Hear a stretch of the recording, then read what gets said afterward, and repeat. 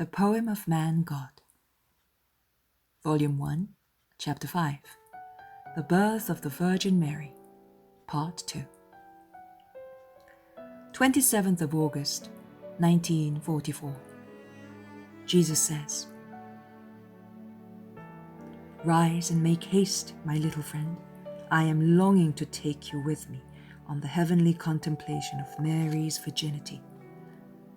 You will emerge from this experience with your soul as fresh as if you too were created at the moment by the Father. A little Eve, not yet aware of the flesh. You will emerge with your soul filled with light, because you will plunge into God's masterpiece.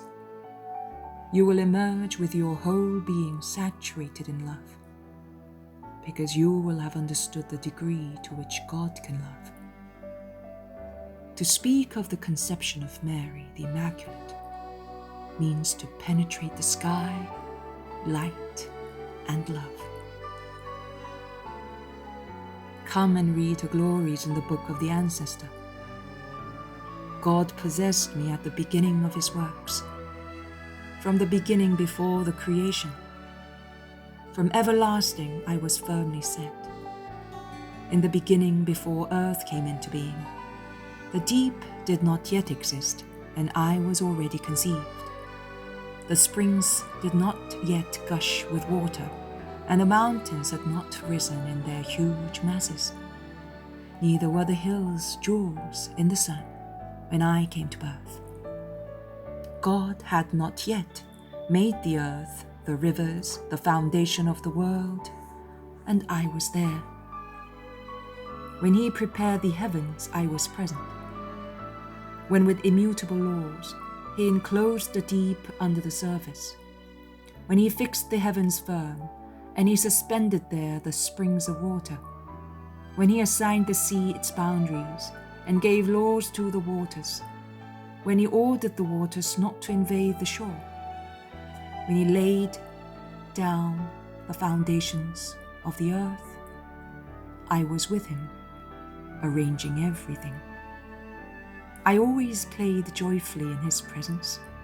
I played in the universe." You applied these words to wisdom, but they speak of her, the beautiful mother, the holy mother, the virgin mother of wisdom that I am, who am now speaking to you. I wanted you to write the first line of the song at the top of the book that speaks of her, that she might be contemplated and the consolation and joy of God might be known. The reason for the constant, perfect, intimate delight of this God one in trine, who rules and loves you and who received from man so many reasons for being sad. The reason why he perpetuated the human race, even when at the very first test humanity deserved to be destroyed. The reason for the forgiveness you have received. To have Mary that loved him, oh, it was well worthwhile creating man and allowing him to exist and decreeing to forgive him. To have the beautiful Virgin, the Holy Virgin, the Immaculate Virgin, the loving Virgin, the beloved daughter, the most pure mother, and the loving spouse. God has given you so much, and would have given you even more to possess the creature of his delight, the son of his son, the flower of his garden.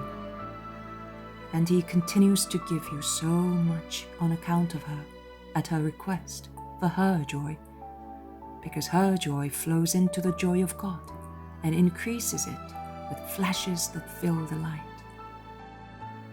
The great light of paradise with brilliant sparkles, and every sparkle is a grace to the universe, to mankind, to the blessed souls who reply with a jubilant cry of Alleluia to each generation of divine miracle, created by the desire of the Blessed Trinity to see the sparkling smile of joy of the Virgin.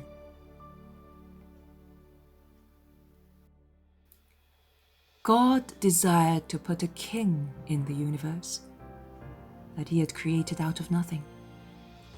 A king who by the nature of matter should be the first amongst all the creatures created with matter and endowed with matter.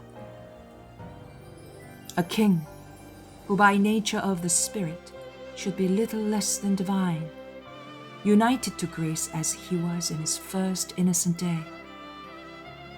But the Supreme Mind, to whom all the most remote events in centuries are known, incessantly sees what was, is, and will be. And while it contemplates the past and observes the present, it penetrates deeply with its foresight into the most distant future, and knows in every detail how the last man will die.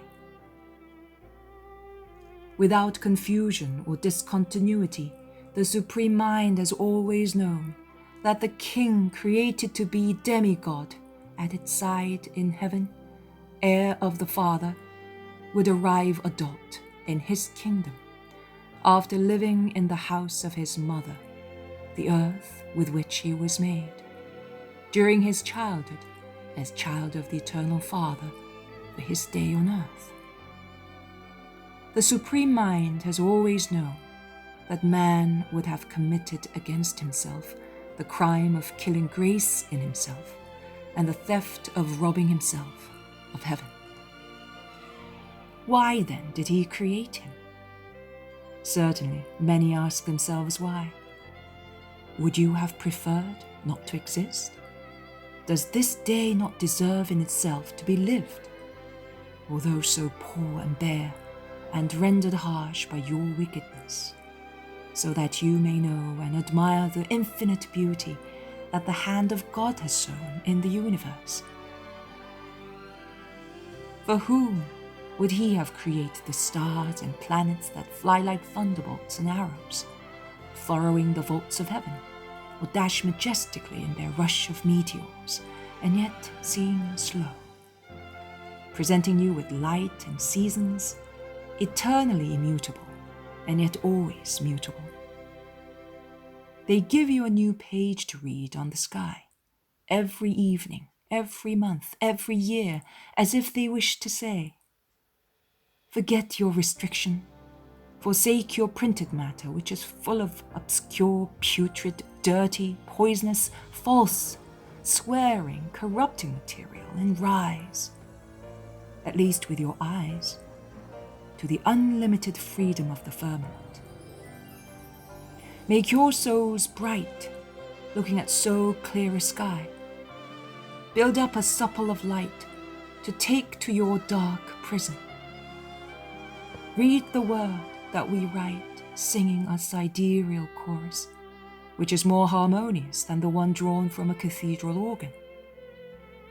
The word that we write while shining, the word that we write while loving, because we always bear in mind him who gave us the joy of existing, and we love him for giving us our existence, our brightness, our movement, our freedom, our beauty in the midst of the gentle azure, beyond which we can see an even more sublime blue, paradise. And we fulfill the second part of his commandment of love by loving you, our universal neighbors, loving you by giving you guidance and light, warmth and beauty. Read the word we say, the one on which we modulate our singing, our brightness, our smile. God. For whom would he have made the blue sea, the mirror of the sky, the way to the land, the smile of waters, the voice of waves? The sea itself is a word that with the rustling of silk, with the smiles of happy girls, with the sighs of old people who remember and weep, with the clamour of violence, with clashes and roars, always speaks and says, God. The sea is for you, as the sky and the stars. and with the sea, the lakes and the rivers, the ponds and the streams, the pure springs, all of which serve to nourish you, to quench your thirst, to clean you. And they serve you, serving their Creator, without submerging you, as you deserve. For whom would he have made the countless families of animals, the beautifully colored birds that fly singing, and other animals that are like servants, run, work, nourish you, and succor you, their kings? For whom would he have created the countless families of plants and flowers that look like butterflies, like gems and motionless birds, and the families of fruits that are like jewels and or jewels' cases, and species of green pasture that are a carpet for your feet, and the trees that form shelters for your heads, a welcome relaxation and joy to your minds, your limbs, your sight and smell? For whom would he have made the minerals in the bowels of the earth, and the salt dissolved in cold and boiling springs, the iodines, the bromines, unless one should enjoy them, one who was not God, but the Son of God, the one, the man? The joy of God lacked nothing. God had no need. He is sufficient in himself. He has only to contemplate himself to rejoice, to nourish himself, to live, to rest. The whole creation has not increased by one atom his infinite joy, beauty, life, or power. He made everything for the creature that he wanted to place as king in the work made by him. That creature is man. It is worthwhile living to see such a work of God, and to be grateful to his power that gives you the opportunity. And you must be grateful to be alive. You should have been grateful, even if you had to wait till doomsday to be redeemed, because you have been prevaricators, proud, lascivious, and murderers in your first parents, and you are still so individually. Yet, God allows you to enjoy the beauty of the universe, the goodness of the universe, and he treats you as if you were good children, who are taught and granted everything so that their lives might be happier and more pleasant. What you know by the light of God. What you discover through the guidance of God, in goodness. Other knowledge and discoveries that bear the mark of evil come from the supreme evil, Satan.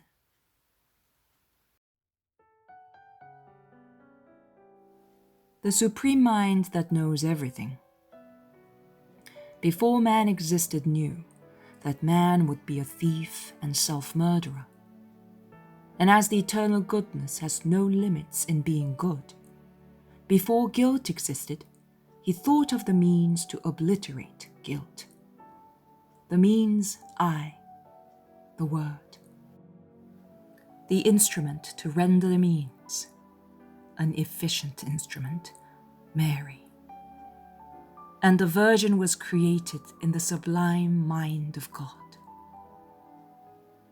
Everything was created for me, beloved Son of the Father.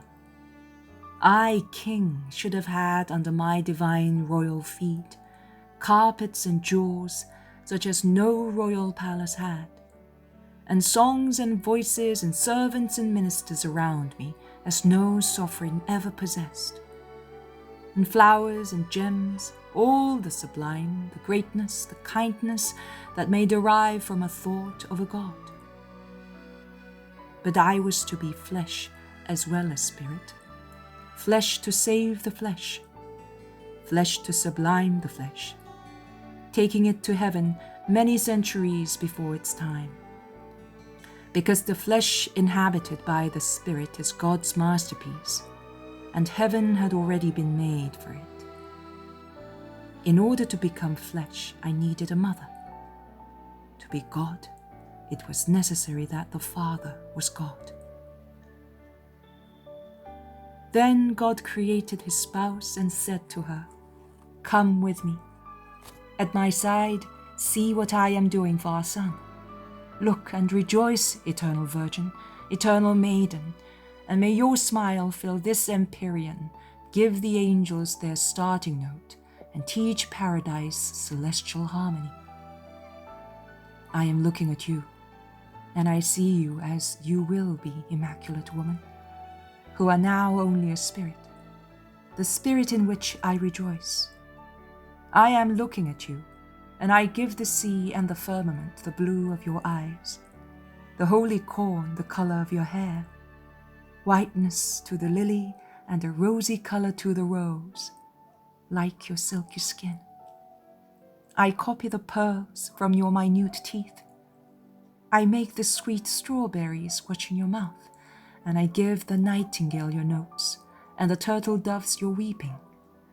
And reading your future thoughts and listening to your throbs of your heart, I have the motive of guidance in my creating. Come, my joy, have the worlds as a plaything, as long as you will be the dancing light of my thought. Have the worlds for your smile. Have wreaths and necklaces of stars. Place the moon under your gentle feet. Make Galatea your stellar scarf.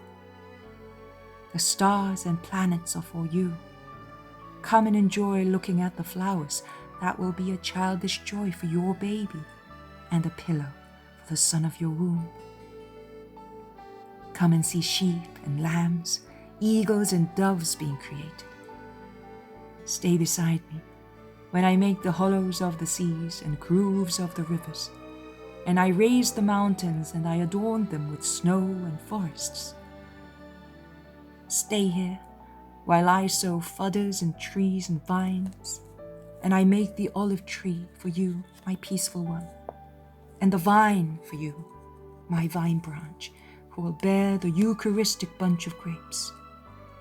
Run, fly, rejoice, my beauty, and may the universe, which is created hour by hour, learn from you to love me, my love, and may it become more beautiful owing to your smile, mother of my son, queen of my paradise, love of your God.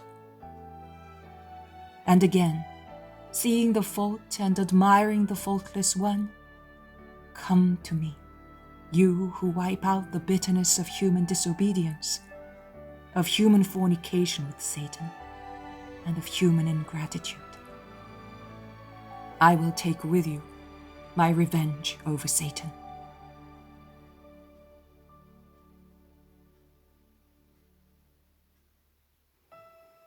God, the Father Creator, had created man and woman with such a perfect law of love that you cannot even understand its perfection any longer, and you become lost in wondering how the human species would have come to be if man had not been taught by Satan how to obtain the current state of corrupted love. Look at the fruit and seed plants. Do they produce seed and fruit by means of fornication? By means of one fecundation out of 100 copulations? No. The pollen emerges from the male flower, and driven by a complex of meteoric and magnetic laws, it proceeds to the ovary of the female flower. The latter opens, receives it, and produces. It does not pollute itself and then refuse it, as you do, to enjoy the same sensation the following day. It produces, and until the new season it does not get pollinated, and when it does, it is only to produce. Look at the animals, all of them. Have you ever seen a male animal and a female one approach each other for a sterile embrace and lascivious dealings? No. From near or far, they fly, crawl, jump, or run. They go when it is time to their fecundation rite. Neither do they evade stopping at the pleasure, but they go further to the serious and holy consequences of the offspring, the only reason that should cause a man a demigod by his origin of grace, which I have made complete, to accept the animality of the act, necessary since you descended by 1 degree toward animals. You do not act as plants and animals do. You had your teacher Satan. You wanted him as your teacher, and you still want him. And the works you do are what one would expect of the teacher you wanted. Had you been faithful to God, you would have had the joy of children in a holy way, without pain, without exhausting yourselves in obscene and shameful intercourses, which even beasts are unacquainted with, although beasts are without reasoning and spiritual soul. To man and woman, corrupted by Satan, God decided to oppose the man born of a woman, whom God had super sublimed to such an extent that she generated without knowing man. A flower that generates a flower, without the need of seed, by a unique kiss of the sun on the inviolated chalice of the lily, Mary. The revenger of God. Hiss, O Satan, your hatred while she comes into the world. This child has beaten you. Before you were the rebel, the twister, the corrupter, you were already beaten, and she was your conqueror. 1,000 assembled armies are of no avail against your power. The arms of men fall before your scales, O perennial one, and there is no wind capable of dispersing the stench of your breath. And yet the heels of this child, which is so rosy as to look like the inside of a rosy camellia, and so smooth and soft that silk seems coarse in comparison, and is so small that it could enter the chalice of a tulip, and make itself a tiny shoe without vegetable satin. That heel is crushing your head without any fear and relegates you to your den. And her cry causes you to flee away, although you are not afraid of armies. And her breath purifies the world of your foul smell. You are defeated. Her name, her look, her purity are a lance, a thunderbolt that pierces you and demolishes you and imprisons you in your den in hell, O cursed one, who deprived God of the joy of being the Father of all men created. In vain you have corrupted them, who had been created innocent, leading them to knowledge and conception by means of the sensuousness of lust, depriving God in his beloved creature of being the benefactor of the children according to rules which, had they been respected, would have kept a balance on earth between sexes and races, a balance capable of averting wars between peoples and calamities between families. By obeying, they would have also known love. Nay, only by obeying, they would have known love and possessed it. A complete and peaceful possession of this gift from God, who from the supernatural descends to the inferior, so that also the flesh may rejoice devoutly, since it is united to the Spirit and created by him who created the Spirit. Now, men, what is your love? What are your loves? Either lewdness disguised as love, or an incurable fear of losing the love of your partner through his or her or other people's lewdness.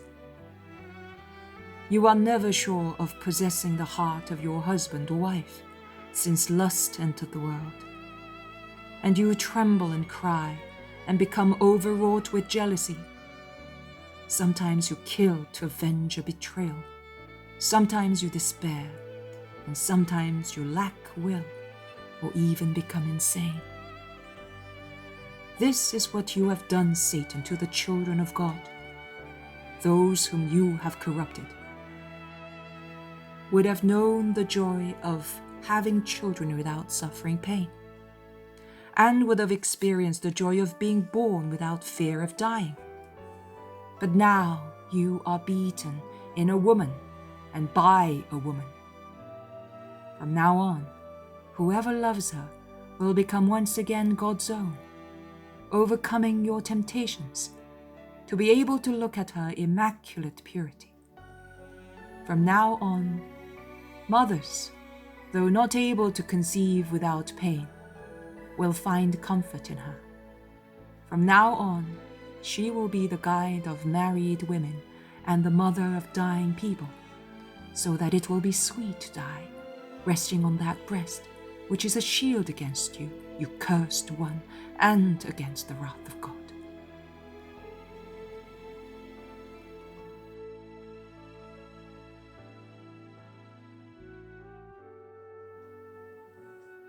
Mary, my little voice, you have seen the birth of the Virgin Son and the Assumption of the Virgin to heaven. You have therefore seen that the faultless ones are unaware of the pain in giving birth as well as of the pain in dying.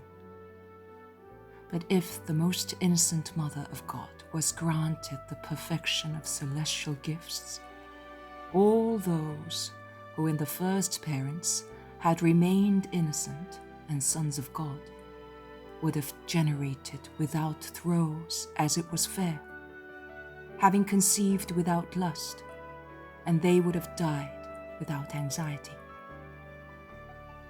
The sublime victory of God over Satan's revenge was to raise the perfection of the beloved creature to a super-perfection that should annul, at least in one person, all recollection of humanity, liable to Satan's poison, so that the Son should be generated not by a man's chaste embrace, but by a divine embrace that causes the spirit to change color in the ecstasy of the fire.